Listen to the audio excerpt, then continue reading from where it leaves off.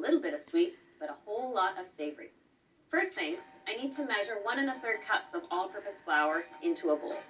And I'm working in some Parmesan cheese, and that's 1/3 cup. Just a touch of sugar, a tablespoon, and for flavoring, I've got a tablespoon of chopped fresh rosemary.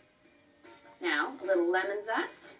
I think the lemon works as a nice bridge to bring savory elements onto the sweet side. I have 10 tablespoons of butter, and this is ice cold. It's unsalted butter. It helps to make a crust that is tender, a little bit flaky, and that holds that creamy blue cheese filling. There you go. Now I'll use my pastry cutter and just work this in. I'm just looking for a generally even, rough, crumbly texture. But it's okay if you still see bits of butter.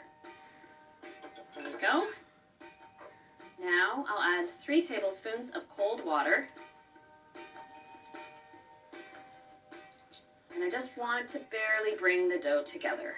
I prefer to finish up shaping it by hand on my work surface. There we go. Just a little bit of warmth from my hands will help bring it together. And I can kind of flatten and fold it as I go. And that builds in some extra flakiness. There we go. It's softened up just the right amount. And I'll wrap up my dough because it needs to chill for 2 hours, just to set up that butter. And after it's had that time to chill, it's ready to roll. Got a little extra flour here. Put it on my dough. And I'm using my rectangular pan with a removable bottom, and I like to sprinkle a little flour on the bottom.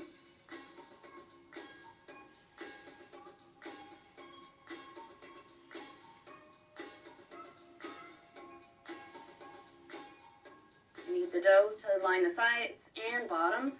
All right, this handles well. Lift it up and over. Make sure you press it well into the corners and up the fluted edges. Back a bit. Give this a nice tidy little trim. Now because I've softened the butter within this pastry rolling it, I need to chill it down again. But it only takes 30 minutes this time.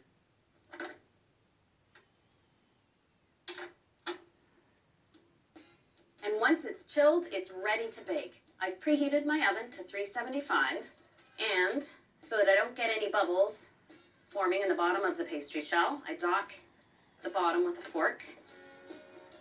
And this style of pastry needs to be blind baked. And that means you have to cover it with foil. The foil makes it easy for me to spoon in and remove my dried beans that I'm using as a weight.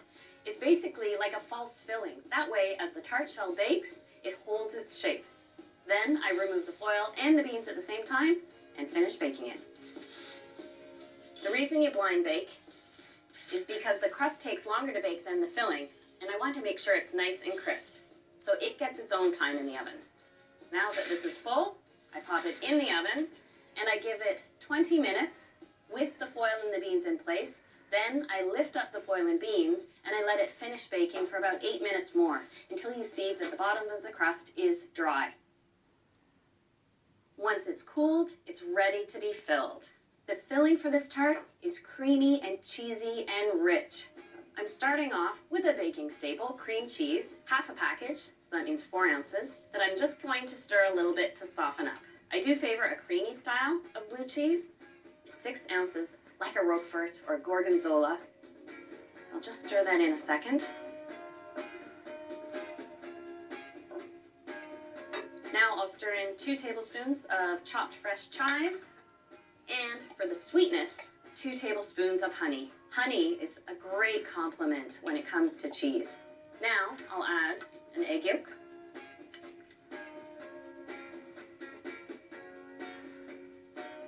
And the other half of that lemon I zested. The lemon here lightens up the strength of the blue cheese.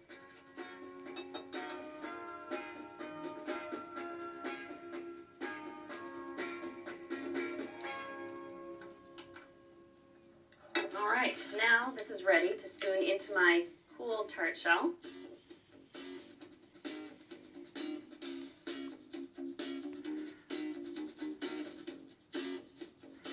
Okay, this is ready to go back in the oven, but this time at 350, and it only takes 20 minutes. You won't see a dramatic change in the filling, but once it's set, oh, it's just so beautiful and it slices so easily. But I'm not done with this, because have you noticed, the only sweetness I have is the honey in the cheese filling. I need to make a hazelnut brittle, and of course top this with fresh figs.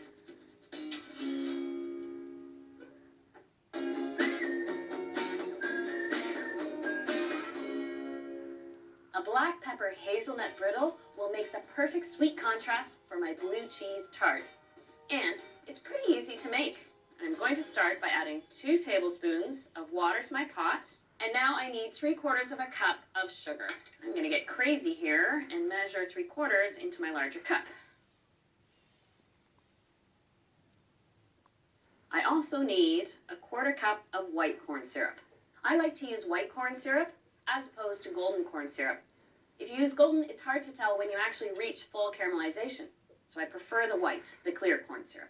Now I'm going to bring this up to a boil on high heat and not stir it. But the one thing I will do as it boils is brush the sides of the pot occasionally with a little water, just to make sure it's clear of splatters. That way I know my sugar will stay liquefied. I'm just starting to show signs of amber color, but it really is a matter of seconds from when it starts to color to when you hit full caramel. Right now. I've turned off the heat and I add my tablespoon of butter and have a spatula on hand because the minute you add your baking soda, woo, it froths up. Now I'll stir in my hazelnuts, a cup of whole hazelnuts that have been roasted and peeled. And you want to quickly get to a parchment-lined baking tray. Spread out those hazelnuts as much as you can. Oh, that smells so good. Beautiful. And before the brittle sets completely, I want to put a pinch of sea salt on and some black pepper. Truly a sweet and savory combo. And I have one here that's already cooled, but before I chop it up, I need to put the figs on my tart. Here is my chilled blue cheese tart. Now it's ready for some fresh figs. And I just cut these into quarters and arrange them on top. It really depends on the size of your figs, how many it will take, anywhere from 12 to 15. Go. Now, just arrange these on top of the tart.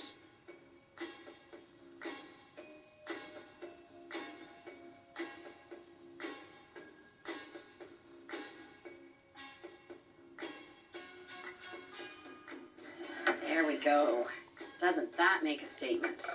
The finishing touch, a bit of the chopped hazelnut brittle. I break a few pieces, and I actually go with the thicker part, because that way I'll get a nice mix of the hazelnut and the sweetness in there.